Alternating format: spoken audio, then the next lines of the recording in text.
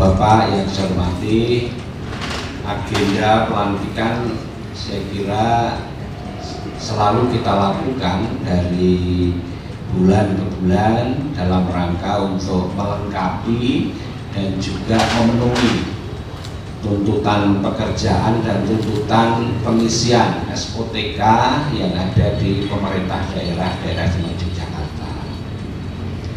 Momentum pelantikan dan pengambilan sumpah adalah agenda penting dalam pembangunan, sekaligus bisa menjadi sarana proses kaderisasi sumber daya manusia di masing-masing OPD di lingkungan pemerintah daerah Yogyakarta. Setelah mengikuti prosesi pelantikan dan pengambilan sumpah, tentu Ibu Bapak sekalian sudah punya kewenangan dan punya hak serta punya tanggung jawab masing-masing sesuai dengan jabatan yang Bapak Ibu sekalian emban untuk jabatan-jabatan baru. Baik itu ada yang melanjutkan dari kenaikan jabatan yang sudah diemban maupun pejabat fungsional yang baru di lingkungan pemerintah daerah, baik yang reguler maupun yang penyetaraan.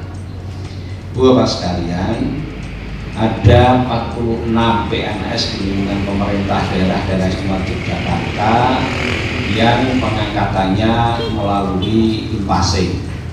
Ada 3 orang yang promosi kenaikan jabatan fungsional utama, kemudian ini ada 1 orang, dan 20 orang penyesuaian jabatan fungsional penyetaraan. Jadi keseluruhan berasal dari 17 OPD dengan 25 jenis jabatan.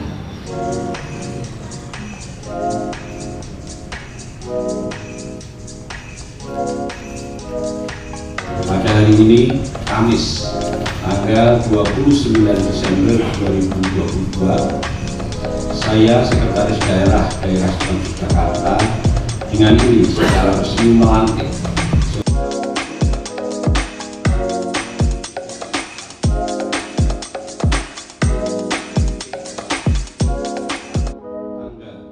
dalam menjalankan tugas jabatan, akan menjunjung etika jabatan,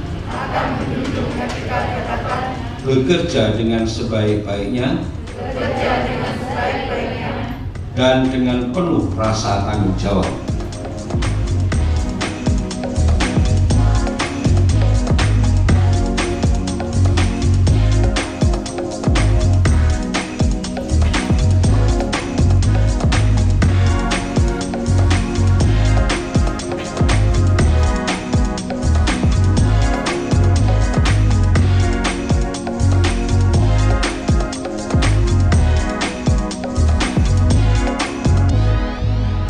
Bapak sekalian, dengan kebijakan pemerintah yang semakin hari semakin banyak jabatan-jabatan fungsional yang ada di lingkungan pemerintah daerah Yogyakarta, tentu ada upaya-upaya yang harus kita lakukan dalam rangka untuk mensinergikan di antara Bapak Ibu sekalian para pejabat fungsional agar kinerjanya bisa lebih optimal. Ada karakteristik yang berbeda antara jabatan fungsional dengan jabatan struktural. Jabatan struktural itu dalam satu komando dari jenjang satu ke jenjang selanjutnya, namun jabatan fungsional itu lebih dituntut kepada kemandirian untuk melaksanakan tugas, namun kemandirian ini tentu tidak boleh lepas dari satu dengan yang lain. Nah, ini tugas pimpinan OPD masing-masing untuk bisa menyatukan langkah, menyatukan persepsi, dan menyatukan gerak para pejabat fungsional agar kinerjanya menjadi semakin optimal dan memberikan inovasi-inovasi bagi OPD kita masing-masing. Berbeda karakteristik dengan jabatan-jabatan struktural yang sudah jelas diatur komandonya seperti apa, tetapi untuk jabatan fungsional itu tentu perlu spesifikasi cara memimpin bagi kawan-kawan saya, para kepala OPD.